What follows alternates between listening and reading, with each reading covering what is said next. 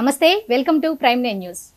ఆంధ్రప్రదేశ్ రాజకీయాలు రసవత్తరంగా సాగుతున్న ప్రస్తుత సమయంలో అభ్యర్థుల ప్రకటన కూడా పార్టీ అధ్యక్షులకి కత్తి మీద సాములా మారిందని చెప్పొచ్చు. ఈ పర్టికులర్గా కత్తి మీద సాము అనే వర్డ్ ఎందుకు వాడాను అంటే, రీసెంట్గా అన్నమయ్య జిల్లా తంబళ్లపల్లికి చెంది జయచంద్రారెడ్డిని తెలుగుదేశం పార్టీ అభ్యర్థిగా ప్రకటించారు. అయితే వాళ్ళందరూ అక్కడ కార్యకర్తలు కానీ ప్రజలు కానీ ఏం కోరుకుంటున్నారంటే, ఆయన అయితే మాకొద్దు, మాకు మా కష్టాలు మా నష్టాలు మా బాధలు తెలిసిన ఒకే ఒక వ్యక్తి కొండా నరేంద్ర గారు, ఆయనే కావాలని చెప్తున్నారు. ఈ రోజు మనతో పాటు ఆయన ఉన్నారు. ఆయన అడిగి అసలు ప్రజలు ఆయన ఎందుకు కోరుకుంటున్నారు ఏమిటి అనే విషయాలు అడిగి తెలుసుకుందాం. సార్ నమస్తే. సార్ నమస్కారం అమ్మా. సార్, ఈ తంబళ్లపల్లి ఏంటి, కొండా నరేంద్ర గారు ఏంటి, ప్రజలు మిమ్మల్ని కోరుకోవడం ఏంటి, దీనికి సంబంధించిన పూర్తి వివరాలు మాకు చెప్తారా? వెనుకబడిన ప్రాంతమైన ఈ తంబళ్లపల్లి మదనపల్లి ప్రాంతాలు మీరు రావడం, వచ్చి ఈ ప్రాంతం పైన దృష్టి పెట్టడం, మా గురించి మీరు మాట్లాడడం, ఈ ప్రాంతం పైన ఒక ఫోకస్ చేయడం అనేది చాలా సంతోషకరమైన విషయం. ఎందుకు సంతోషకరం అని అంటే, మేము చాలా వెనుకబడిన ప్రాంతం మాది. ఈ మదనపల్లి తంబళ్లపల్లి ప్రాంతాలు ఉమ్మడి చిత్తూరు జిల్లాలో పశ్చిమ మండలాలకు చెందిన ప్రాంతాలు ఇవి. మేము కర్ణాటకకు బార్డర్, కర్ణాటకకు ఆనుకో ఉంటాం. ఎక్కడో దూరంలో వేసేసినంత ఏదో చివరిలో ఉంటాం మేము. కాబట్టి మా పైన దృష్టి అంటూ రాజకీయ నాయకులకు కానీ ఎవరికి కానీ అంతగా పెద్దగా మమ్మల్ని పట్టించుకోరు. కాబట్టి మీరు ఇక్కడికి వచ్చినందుకు మాతో మాట్లాడినందుకు చాలా సంతోషం. ఈ రాజకీయ పరిణామాలు చాలా ఫాస్ట్గా చేంజ్ అవుతూ ఉన్నాయి. ఇప్పుడు మనకు 2024 ఎలక్షన్స్ దగ్గర పడతా ఉన్నాయి. ఈ ఎలక్షన్స్ పైన ప్రతి ఒక్కరి జీవితము ఆధారపడుతుంది. ఈ ఎలక్షన్స్ ఫలితాలు అనేది ప్రతి ఒక్క మనిషి పైన ఆ ప్రభావం అనేది చూపిస్తుంది. అందుకని ఏ పరిణామాలు మారినా, ఏ చేంజెస్ ఉన్నా కూడా చాలా ఆందోళన చెందుతారు. అట్లాంటి ఆందోళన పరిస్థితి మా ప్రాంతానికి వచ్చి పడింది. ముఖ్యంగా తంబళ్లపల్లి ప్రాంతానికి ఒక అభ్యర్థిని పార్టీ వారు ప్రకటించినారు. పార్టీ వారు నిర్ణయాన్ని మేము గౌరవిస్తాం, శిరసావహిస్తాం కూడా. అది మా బాధ్యత. తెలుగుదేశం పార్టీ పుట్టినప్పటి నుంచి మేము తెలుగుదేశం పార్టీలో ఉన్నవాళ్ళం, కష్టపడి పనిచేసిన వాళ్ళం, కార్యకర్తలుగా పనిచేసాము, నాయకుడిగా పనిచేసాం. ఈ ఒక కొత్త అభ్యర్థిని, ఈ ప్రాంతానికి ఎటువంటి కనెక్షన్ లేని ఒక అభ్యర్థిని ప్రకటించినప్పుడు కొంచెం ఎంతో ఆందోళన చెందినది వాస్తవం. కాబట్టి ప్రజలు తమ అభిప్రాయాలను వ్యక్తపరుస్తున్నారు. ఆ అభిప్రాయాలను పార్టీ పరిగణలోకి తీసుకోవాలని కోరుతాం. కానీ పార్టీ ఎటువంటి నిర్ణయం తీసుకున్నా కూడా మేము దానికి సిద్ధపడి శిరసావహిస్తాం. అసలు మీ నేపథ్యం ఏంటి సార్? అంటే మీ గురించి ఎందుకు ప్రజలు ఇలా మిమ్మల్ని కావాలని కోరుకుంటున్నారు అంటే మీ గురించి తెలుసుకోవాలన్న కుతూహలం కూడా ఉంటుంది. మీ గురించి చెప్పండి. నేను ఒక చిన్న పల్లెలో పుట్టి పెరిగిన వాడిని. మాది కుర్రవాండ్లపల్లె, రంగసముద్రం గ్రామం, పీటీఎం మండలం, మన తంబళ్లపల్లి నియోజకవర్గంలో. ఎలిమెంటరీ స్కూల్ వరకు మా పల్లెలోనే చదువుకున్నాను. తర్వాత మదనపల్లిలో నా చదువులు బీటీ కాలేజీలో మదనపల్లిలో చదివినాను. కాబట్టి ఈ ప్రాంతానికి చాలా సంబంధాలు ఉన్నవాడిని, ఇక్కడ పుట్టినవాడిని, ఇక్కడ పెరిగినవాడిని, ఒక రైతు బిడ్డగా స్వయంగా వ్యవసాయం సేద్యము చేసిన వాడిని. నేను ఎన్నో పంటలు పండించాను. ఆ పంటలు పండించి ఆ పంటను మార్కెట్లకు తీసుకెళ్ళి అమ్ముకొని కూడా వచ్చినాను. కాబట్టి రైతులు పడే ఇబ్బందులు, రైతులు ఎదుర్కొంటున్న సమస్యలు నేను స్వయాన ఫేస్ చేసిన వాడిని, స్వయాన అనుభవించిన వాడిని. కాబట్టి మా రైతులకు చాలా సమస్యలు ఉన్నాయి. కాబట్టి ఆ సమస్యలను పరిష్కారము చేసే వ్యక్తి కావాలా అని ప్రజలు కోరుకోవడం అనేది చాలా సహజమైన ఇది. మా ప్రాంతము మదనపల్లి కానివ్వండి, తంబళ్లపల్లి కానివ్వండి, ఒక 90% మేము రైతులే. వ్యవసాయం పైన ఆధారపడి ఉన్నాయి మా బ్రతుకులు, మా జీవితాలంతా కూడాను ఒక వ్యవసాయం పైనే ఆధారపడినాయి. కాబట్టి ఆ రైతు సమస్యలను తీర్చేవాడు కావాలా అని చాలా గట్టిగా కోరుకుంటున్నారు. అంటే సమస్యలు తీర్చడం అనేది రకరకాలుగా తీరుస్తుంటారు సార్. కానీ మీరు ఒక పారిశ్రామికవేత్త అయ్యుండు, ఒక వ్యాపారవేత్త, వ్యవసాయ రంగం వైపు ఇంట్రెస్ట్ ఉన్న వ్యక్తి అయ్యుండు, మీరు ఇటు సైడు రాజకీయాల వైపు రావాలన్న ఇంట్రెస్ట్ ఎందుకు కలిగింది? దీనికి ఏమైనా ప్రత్యేకత ఉందా? చదువులు ఇక్కడ ఇందాకే చెప్పాను, మన తంబళ్ళపల్లి, మదనపల్లి ఈ ప్రాంతంలోనే నా చదువులన్నీ సాగినాయి. తర్వాత విదేశాలకు వెళ్ళడం, అక్కడ మాస్టర్స్, ఎంఎస్ ఉన్నత విద్యలు చదవడం, అక్కడ మాస్టర్స్ కంప్లీట్ చేసిన తర్వాత అక్కడ ఒక ఇంజనీర్ ఉద్యోగంలో చేరడం, ఈ గత 33 ఏళ్ళుగా నా జీవితం అంతా అక్కడే గడిపాను. ఒక ఇంజనీరు స్థాయి నుంచి ప్రపంచంలోని అతిపెద్ద కంపెనీల్లో, అతిపెద్ద 3 కంపెనీల్లో ఒక కంపెనీ అయిన ఎన్విడియా అనే కంపెనీలో ఒక వైస్ ప్రెసిడెంట్ స్థాయికి ఎదిగాను. ఇంజనీరింగ్ వైస్ ప్రెసిడెంట్గా ఎదిగాను. నాకు ఇంజనీరింగ్ టీమ్స్ అమెరికాలో ఉన్నాయి, ఇక్కడ బెంగళూరులో ఇంజనీరింగ్ టీమ్స్ ఉన్నాయి, హైదరాబాద్లో ఇంజనీరింగ్ టీమ్స్ ఉన్నాయి, ఇక్కడ చైనాలో ఇంజనీరింగ్ టీమ్స్ ఉన్నాయి. ఇట్లా నాకు ఎన్నో ఇంజనీరింగ్ టీమ్స్ చాలా స్థలాల్లో ఉన్నాయి. వీటన్నిటిని కోఆర్డినేట్ చేయడము, ఒక అతి కాంప్లెక్స్ టెక్నాలజీస్ డెవలప్ చేయడము, ఈ ఆర్టిఫిషియల్ ఇంటెలిజెన్స్ అని మీరు వినే ఉంటారు. ఈ మధ్య ఆర్టిఫిషియల్ ఇంటెలిజెన్స్ అనేది ప్రతి ఒక్కరిని టచ్ చేస్తూ ఉంది, ప్రతి ఒక్కరిని ప్రభావితము చేస్తూ ఉంది. అట్లాంటి ఆర్టిఫిషియల్ ఇంటెలిజెన్స్ టెక్నాలజీని కనుగొన్న సంస్థ ఎన్విడియా సంస్థ. ఆ సంస్థలో నేను ఒక ఉన్నత స్థాయిలో వైస్ ప్రెసిడెంట్ స్థాయిలో ఉన్నవాడిని. దేవుని దయ వల్ల ఒక మేధస్సు అనేది ఇచ్చినాడు, నాలెడ్జ్ అనేది ఇచ్చినాడు. దానితో పాటు కష్టపడి పనిచేయాలా అనే ఒక క్వాలిటీ అనేది నాకు దేవుడు ప్రసాదించినాడు. ఇవన్నీ ఉపయోగించుకొని మంచి టెక్నాలజీస్, మంచి సాంకేతిక పరిజ్ఞానము, మంచివన్నీ కనుక్కొని ఇన్వెంట్ కూడా చేయగలిగిన వాడిని. ఆ క్రమంలో దేవుని దయ వల్ల ఎంతో సంపాదించాను.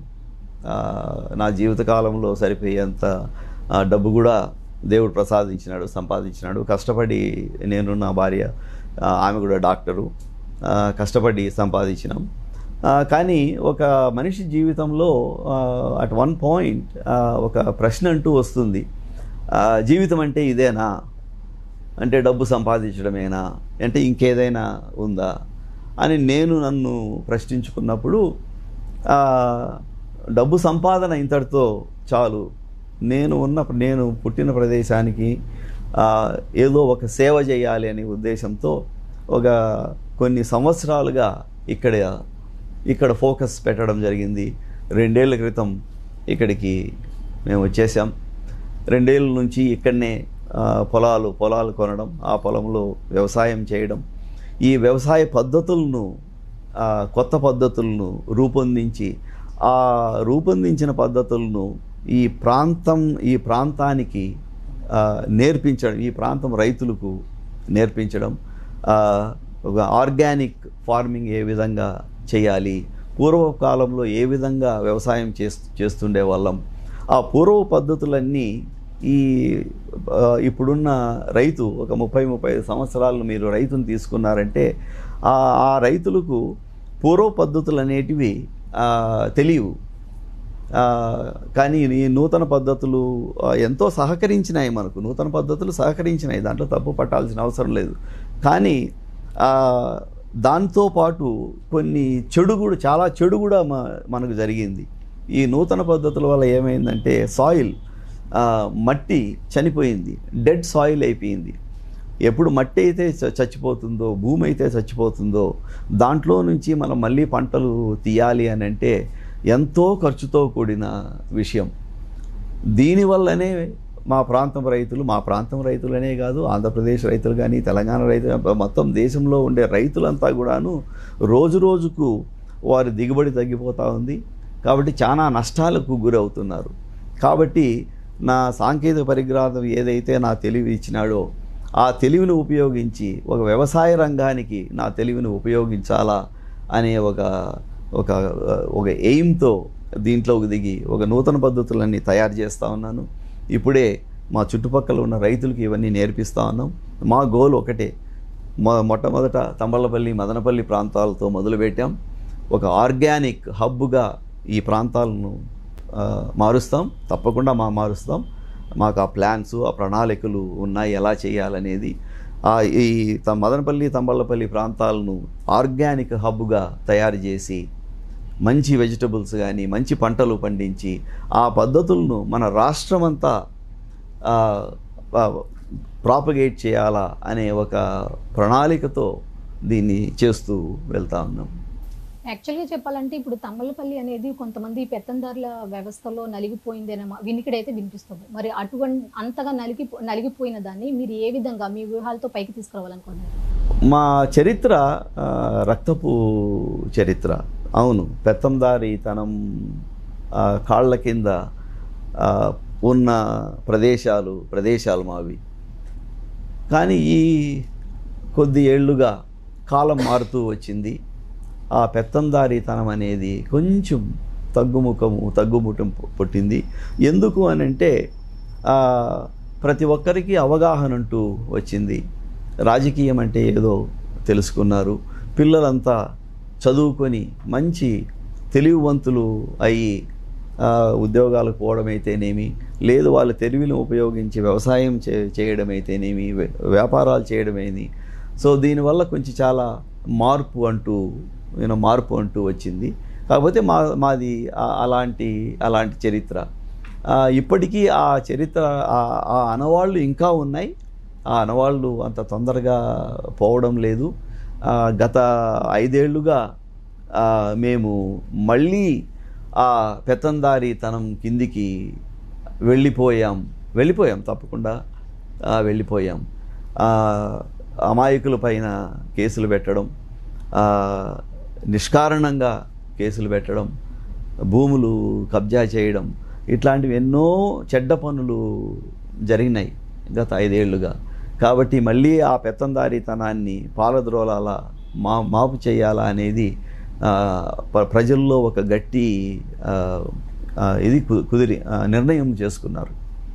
యాక్చువల్గా చెప్పాలంటే తంబళ్ళపల్లికి ఆల్రెడీ జయచంద్రారెడ్డి గారిని అనౌన్స్ చేశారు సార్. మరి అటువంటి అతను ఏం చేస్తాడు ఏం చేయడం అనేది పక్కన పెడితే ఇప్పుడు ప్రజలు మిమ్మల్ని కోరుకుంటున్నారు. ఇన్ కేసు ఆయన్ని కాదని ఇప్పటికిప్పుడు వాళ్ళు రియలైజ్ అయ్యి మీకు ఇచ్చారనుకోండి, మీరు ఏ విధంగా డెవలప్ చేస్తారు? మీకు ఏ విధంగా మీరు గెలవగలను అన్న నమ్మకం మీకుంది? మొట్టమొదటిది ప్రజల్లో మార్పు కావాలి అన్నది చాలా గట్టిగా పాతుకొని పోయింది.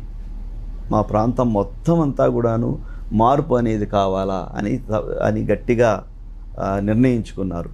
కాబట్టి గెలవడం అనేది తప్పకుండా గెలుస్తాం. రెండవది ఏం చేస్తామనేది నేను ఇప్పుడే చెప్పాను. మా ప్రాంతం ఏంటి? రాళ్ళు రప్పలు, కొండలు గుట్టలు ఉన్న స్థలం, అతి తక్కువ నీరు ఉన్న స్థలం. మాకు సాగునీరు లేదు. మాకు ఏ కెనాల్సు మాకు రావు. ఏమున్నా భూమిలోకి బోరు వేయాలా, 500, 600, 1000 అడుగులు భూమిలోకి వేస్తే అదృష్టం కొద్ది నీళ్ళు ఆ బోర్లో నీళ్లు పడితే మేము పంట పెట్టుకోవాలా. అంతేగాని అది తప్పనించి మాకు వేరే అవకాశం అంటూ లేదు. కాబట్టి అట్లాంటివి దుర్భరమైన ప్రదేశంలో అట్లాంటి క్లిష్టమైన డిఫికల్ట్ సర్కమ్స్టాన్సెస్ మేమందరము ఫేస్ చేస్తాం రోజు, మా రైతులందరూ. కాబట్టి మొట్టమొదట రైతులను ఎలా ఆదుకోవాలా, రైతుల జీవితాలు ఎలా బాగుపరచాలా అనేది ఒక ముఖ్య అంశం. ఎందుకంటే 90-95% మేమందరం రైతులమే. చిన్న రైతులు, ఒక్కొక్కరు 2 ఎకరాలు 3 ఎకరాలు 5 ఎకరాలు ఉండే రైతులు మేమందరూ కూడాను. సో అట్లాంటి రైతులను 90-95% ఉన్న రైతులను ఏ విధంగా ఆదుకోవాలనేది ఒక గట్టి ప్రణాళిక అంటూ నా దగ్గర ఉంది. ఇందాక చెప్పాను, ఒకటి వచ్చి న్యాచురల్ పద్ధతిగా, ఆర్గానిక్ పద్ధతిగా, ప్రకృతి సేద్యము, ప్రకృతి విధానాలు, ప్రకృతి సేద్యము వైపు మళ్ళించాలి ఈ రైతులను. ఎప్పుడైతే ప్రకృతి సేద్యం వైపు మళ్ళిస్తామో రైతు పెట్టే పెట్టుబడి ఈరోజు 100 రూపాయలు ఒక లక్ష పెట్టాల్సి వస్తే ఇప్పుడు అవలంబిస్తున్న పద్ధతుల్లో 1 లక్ష ఖర్చు అయితే, అదే ఒక నూతన పద్ధతుల్లో, సేంద్రియ పద్ధతుల్లో, న్యాచురల్, ఆర్గానిక్, ప్రకృతి విధానాలు విధంగా సేద్యం చేస్తే 25,000కే చేయొచ్చు. అంటే మీ 100కి 3/4 3 వంతులు తగ్గిపోతుంది ఖర్చు. అంటే ఏంటి, 3 వంతులు మనకు రైతు జేబుల్లోకి ఆదాయం అంటూ వస్తుంది. సో అది అది ఫస్ట్ చేయాల్సిన ఇది. తర్వాత రెండవది, రైతు పండించిన పంటలను ఈ దళారీ వ్యవస్థ నుంచి తప్పించాలి. రైతుకు, కస్టమర్కు, రైతుకు మార్కెట్ చేరే వేళ్లకు ఎన్నో మంది దళారులు ఉన్నారు. సో వీటన్నిటినీ మనం కానీ నిర్మూలించగలిగితే, ఇవి నిర్మూలించగలం. ఇది కష్టమైన పని ఏం కాదు. రైతు దగ్గర నుంచి ఇక్కడ కస్టమర్కు, ఒక అపార్ట్మెంట్లో, టౌన్లో అపార్ట్మెంట్లో ఉంటారు, ఒక ఇంట్లో ఉంటారు, టౌన్లోకి రైతు దగ్గర నుంచి తను పండించిన పంటను అక్కడికి ఎలా చేరవేయాలా, ఆ విధంగా చేయగలిగితే రైతుకు దాదాపు ఒక 60% డబ్బులు ఇంకా ఎక్కువ వస్తాయి. సో అంటే ఆ పద్ధతులు, ఆ ప్రణాళికలు మేము రచించాం. అది చేయవచ్చు. గవర్నమెంట్ వారి సహకారంతో ఇట్లాంటివి తప్పకుండా చేసి రైతులను ఆదుకొనవచ్చు. యాక్చువల్గా చెప్పాలంటే ఇప్పుడు తంబలపల్లినే కాకుండా చుట్టుపక్కల ప్రాంతాల ప్రజలు కూడా మిమ్మల్ని కోరుకుంటున్నారు. ఈ ప్రజలనే కాదు, రైతులనే కాదు, కార్యకర్తలు, నాయకులు కూడా మిమ్మల్ని కోరుకుంటున్నారు. అంటే మీరు ఆ విధంగా వాళ్ళతో మమేకం అయి ఉంటారు. అంటే ఏ టైపు మీరు భరోసా వాళ్ళకి కల్పించుంటారు? ఈ ప్రాంతాలు మన తమ్మళ్ళపల్లి కానీ, మదనపల్లి కానీ ఇందాక చెప్పినట్లు రైతులు, మేమంతా రైతు కుటుంబాలకు చెందిన వాళ్ళం.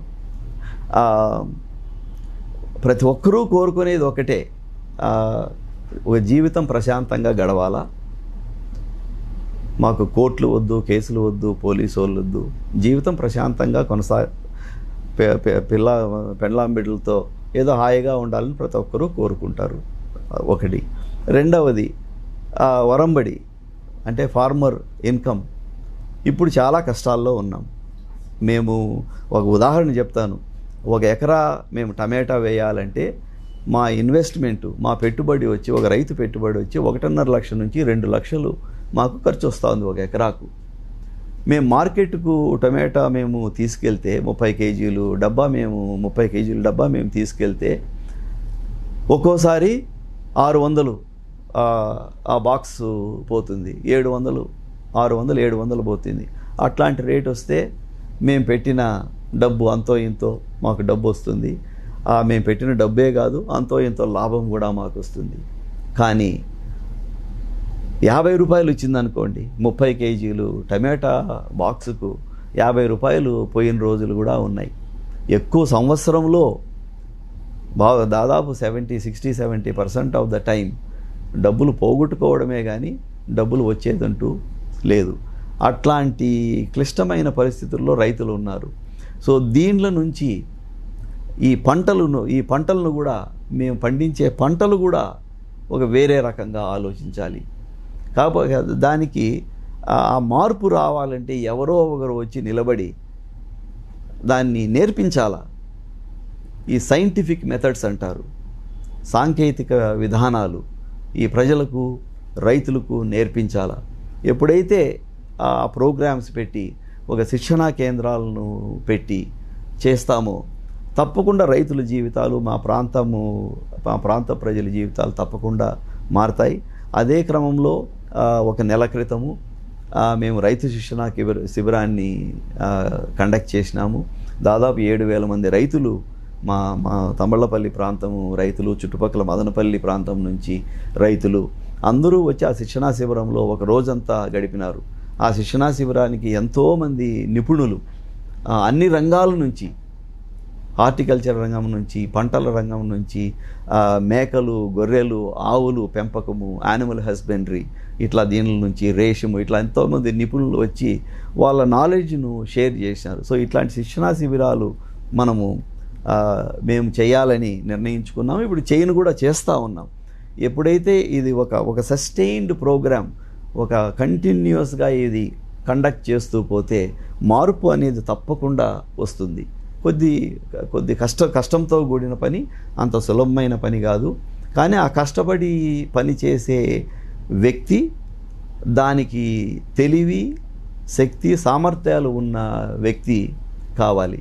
సో అట్లాంటిది నాకు అవకాశం వచ్చింది కాబట్టి నేను ఆ సేవలన్నీ చేస్తూ ఉన్నాను. ఇప్పుడు యాక్చువల్గా మీరు ఇందాక చెప్పినట్టు పార్టీ అధిష్టానం ఏ నిర్ణయం తీసుకున్నా ఓకే అంటున్నారు. ఇప్పుడు ఇన్ కేస్ మన తంబళ్ళపల్లి కాకుండా ఇప్పుడు మదనపల్లి వైపు వెళ్ళమన్నారు అనుకోండి, అప్పుడు ఏం చెప్తారు? మీరు వెళ్తాను అని చెప్పి ఓకే అని వెళ్తారా? అక్కడ గెలిచేంత ధీమా ఉందా మీకు? పార్టీ చాలా విషయాలను పరిగణలోకి తీసుకొని, ఎంతో మేధావులమ్మ, ఇప్పుడు పార్టీ అంటే ఏంటి, ఎంతో మేధావులతో కూడిన ఒక సంస్థ. ఆ పార్టీ ఉద్దేశం ఏంటి? ప్రజల జీవితాలను బాగు చేయాలా అనేదే కదా ఉద్దేశం. అనేదే ఉద్దేశం. కాబట్టి వాళ్ళు ఏ నిర్ణయం తీసుకున్నా కూడా ప్రజల మంచి కోరే తీసుకుంటారు, చెడు కోరైతే తీసుకోరు కదా. కాబట్టి మంచి కోరే నిర్ణయాలు తీసుకుంటారు. వాళ్ళు ఏ నిర్ణయం తీసుకున్నా కూడా దానికి శిరసావహిస్తాం, దాన్ని తూచా తప్పకుండా పాటిస్తాం. ఇప్పుడు మదనపల్లి ప్రజలకు కానివ్వండి, తంబళ్ళపల్లి ప్రజలకు కానీ మీరు ఇచ్చే భరోసా ఏంటి, హామీ ఏంటి? ఈ కష్టాల్లో మన పడమటి పశ్చిమ మండలాలు, చిత్తూరు జిల్లాలో పశ్చిమ మండలాలైన మదనపల్లి, తంబళ్ళపల్లి మండలాలు కష్ట పరిస్థితుల్లో ఉన్నాయనేది ప్రతి ఒక్కరికి, మాకందరికీ తెలుసు. కొత్తగా మాకెవరికి చెప్పాల్సిన పని లేదు. కష్టాల్లో ఉన్నాం. నేను ఇచ్చే భరోసా ఒకటే, మనం అందరం కలిసి పని చేద్దాం, ఒక టీమ్గా ఒక హ్యాండ్స్ కలుపుదాం, మనమందరము కలిసి ఆలోచించి కష్టపడి పని చేద్దాం, మన విధానాలను మార్చుకుందాం, కొత్త పద్ధతులను అవలంబిద్దాం, ఒక గవర్నమెంటు సహాయాన్ని యాక్టివ్గా కోరదాం, మన సమస్యలను బయట ప్రపంచానికి తప్పకుండా నేను తెలియజేస్తాను. ఆ కార్యక్రమంలోనే ఇప్పుడు మీ ముందు కూర్చున్నాను. ఇలాంటి ప్రోగ్రామ్స్ కానీ నాకు తెలిసి ఎప్పుడూ జరగలేదు. ఇట్లాంటి టీవీ ఛానల్ వాళ్ళు వచ్చి మా తంబళ్ళపల్లి గురించి కానీ మన మదనపల్లి గురించి కానీ ఫోకస్ పెట్టి ఏం జరుగుతోంది ఇక్కడ అని వచ్చిన వాళ్ళు ఇంతవరకు నాకు తెలిసి ఇంతవరకు జరగలేదు. కాబట్టి మిమ్మల్ని రిక్వెస్ట్ చేశాను, మీరు రండి అని కోరాను. వచ్చి చూడండి, మా గురించి బయట ప్రపంచానికి తెలియజేయండి, గవర్నమెంట్కి తెలియజేయండి, అధినాయకులకు తెలియజేయండి అని మిమ్మల్ని రిక్వెస్ట్ చేశాను. సో అది నా భరోసా. దీని మన సమస్యలపైన ఒక దృష్టి సారిద్దాం, బయట ప్రపంచానికి చెప్పుదాం, యాక్టివ్గా సహాయాన్ని కోరదాం. వాళ్ళ సహాయమే కాదు, మనము కలిసికట్టుగా పనిచేసి దానికి ఒక నాయకత్వం అంటూ నేను తప్పకుండా ఇస్తాను. ఆ నాయకత్వం ఇవ్వగలిగే తెలివి, శక్తి, సామర్థ్యాలు అన్నీ ఉన్నవాన్ని, ఒక సేవా దృక్పథంతో నేను పుట్టిన ప్రాంతానికి, నేను చదువుకున్న ప్రాంతానికి, తంబళ్ళపల్లి అయితేనేమి, నేను చదువుకున్న బీటీ కాలేజు, మదనపల్లి ప్రాంతం అయితేనేమి, ఈ ప్రాంతాలకు సేవ చేయాలి అనే దృఢ నిశ్చయంతో కొన్ని ఏళ్లుగా కష్టపడుతున్నాను. కానీ ఎప్పుడూ మేము ఇట్లా టీవీ ముందుకు వచ్చి మేము అడ్వర్టైజ్మెంట్ చేసుకోవాలా, మేము వచ్చి ఫోటోలు తీపించుకొని మేము న్యూస్ పేపర్లో మా గురించి రాయమని మేము ఎప్పుడూ అడగలేదు. కాకపోతే కొన్ని 10-15 ఏళ్లుగా ఈ సేవా కార్యక్రమాలు చేసుకుంటూ వెళ్తున్నాం. ఈ మధ్య ఇలా ప్రెస్ ముందరకు వచ్చి కొంచెం యాక్టివ్గా రాజకీయాల్లోకి వస్తే మా ప్రాంతానికి మంచి జరుగుతుంది అనే ఉద్దేశంతో మాత్రమే దీంట్లోకి ఈ రాజకీయాల్లోకి రావడం అంటూ జరిగింది. అంతేగాని స్వలాభం కోసమో ఏదో సంపాదిస్తామనో నేను రాలేదు. నేను సంపాదించాల్సిందంతా చాలా చాలా సంపాదించాను. అంతకంటే నాకు సంపాదించాలని ఒక ఉద్దేశం లేదు. చాలా సంతోషంగా హ్యాపీగా ఉన్నాం. ఇప్పుడు ఒక లైఫ్లో, ఒక జీవితంలో కంటెంట్, ఒక తృప్తి అనేది కలగాలి అని అంటే 10 మందికి ఎప్పుడైతే సేవ చేస్తామో, మానవ సేవే మాధవ సేవ అని అంటారు, ఎప్పుడైతే చేస్తామో దాంట్లో ఉన్న తృప్తి ఎక్కడా రాదు. ఆ తృప్తి కోసము, ఆ సేవ చేయాలనే భావనతో నేను దీంట్లోకి దిగుతా ఉన్నాను. ఈ మా ప్రాంతపు ప్రజలు, మదనపల్లి అయితేనేమి, తంబలపల్లి అయితేనేమి, ఈ ప్రాంత ప్రజలు అందరూ నన్ను ఆదరిస్తారని అనుకుంటా ఉన్నాను. యాక్చువల్గా రాజకీయం అనగానే కష్టాలు నష్టాలు ఎక్కువగా ఉంటాయి అనేది మనం ఎక్కువగా వింటూ ఉంటాం సార్. ఆల్రెడీ మీ బాబాయ్ గారిని రాజకీయాల వల్ల మీరు కోల్పోయిన పరిస్థితులు అయితే ఏర్పడ్డాయి. మరి ఇటువంటి రాజకీయాల్లోకి మీకు అసలు ఎందుకు రావాలనిపించింది ఏంటి? ఇందాక మాట్లాడినట్టు ఒక పెత్తందారీ సంస్థ అనేది కాళ్ళ కింద పెట్టుకొని పాలించినారు. ఎన్నో ఏళ్ల నుంచి అది జరిగింది. మా దురదృష్టవశాత్తు మా చిన్నాన్న కేఎన్ రఘునాథ్ రెడ్డి ఆయన ఎంతో ప్రజలతో మమేకమై సేవలో మునిగి తన ఆస్తులను కూడా పణం పెట్టి తన సొంత లాభం చూసుకోకుండా ఆయన ప్రజల్లోకి దిగి చేశాడు, సేవ చేసినారు. అది కొంతమందికి నచ్చలేదు. ఎందుకంటే ఎప్పుడైతే కాళ్ళ కిందకి పెట్టుకున్న ప్రజలు ఎప్పుడైతే పైకి రావడం మొదలు పెడతారో కొంతమందికి అది సహించలేని శక్తులు, దుష్టశక్తులు నిన్నాయి. మా దురదృష్టవశాత్తు ఆ మహానుభావుడిని పొట్టన పెట్టుకున్నారు. అలా అని చెప్పి మేము భయపడి వెనక్కిపోయే రకం కాదు. మేమేమి దానికేం భయం లేదు. మా ప్రజలు, మా ప్రాంతం, అది ఒక్కటే మా సిద్ధాంతం. మా ప్రజలు, మా ప్రాంతం, మమ్మల్ని మేము అభివృద్ధి చేసుకోవాలి. ఎవరో వచ్చి పెత్తందారీతనం చెలాయిస్తే దాన్ని సహించం. ప్రతి మనిషికి స్వేచ్ఛ అనేది, ఇండిపెండెన్స్ అనేది అతి ముఖ్యం. నీరు, తిండి, గుడ్డ కంటే మనిషి కోరుకునేది స్వేచ్ఛ, ఇండిపెండెన్స్ అనేది. కాబట్టి మేము చివరిదాకా మేము పోరాడతాం, జయిస్తాం. మీరు బ్రిటిష్ వాళ్ళని చూడండి, 200 సంవత్సరాలు ఇండియాను, భారతదేశాన్ని పాలించారు. కాబట్టి ఎంతోమంది మహానుభావులు, సుభాష్ చంద్రబోస్ అయితేనేమి, సర్దార్ వల్లభాయ్ పటేల్ అయితేనేమి, ఇట్లాంటి మహానుభావులు ఎంతమందో, మహాత్మా గాంధీ గారు అయితేనేమి, ఇట్లాంటి వాళ్ళ త్యాగాల వల్ల వాళ్ళు ఏమైనా వెనక్కిపోయినారా? వాళ్ళు ఎన్ని ఏళ్ళు జైల్లో పెట్టారు, ఎంతమందిని చంపేశారు, అయినా కూడా ఎవరు కానీ వెనక్కిపోలేదు కదా. సో అట్లాంటి పరిస్థితులు ఇప్పుడు నెలకొన్నాయి. కాబట్టి ఒక స్వాతంత్ర పోరాట దీక్షతోనే మేము పోరాడతాం, జయిస్తాం. ఇక చివరిగా సార్, ఇప్పుడు ఒక చదువుకున్న వ్యక్తిగా మీరు నేటి యువతకి ఓటు గురించి చెప్పాలి అనుకుంటే ఏమని పిలుపునిస్తారు?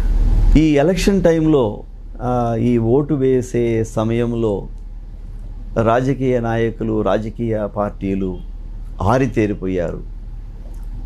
యువతను కానీ, చదువుకున్న వాళ్ళను కానీ, చదువు రాని వాళ్ళను కానీ ప్రతి ఒక్కరిని ఏ విధంగా ప్రలోభ పెట్టాలా,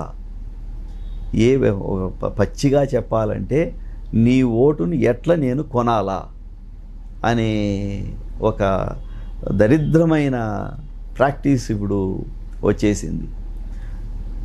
ఇప్పుడు ఈ దేశాన్ని రక్షించాలంటే ఒక యువతే రక్షించాలి. ఎందుకు అని అంటే యువత ఇప్పుడు ప్రతి ఒక్కరూ చదువుకున్నారు.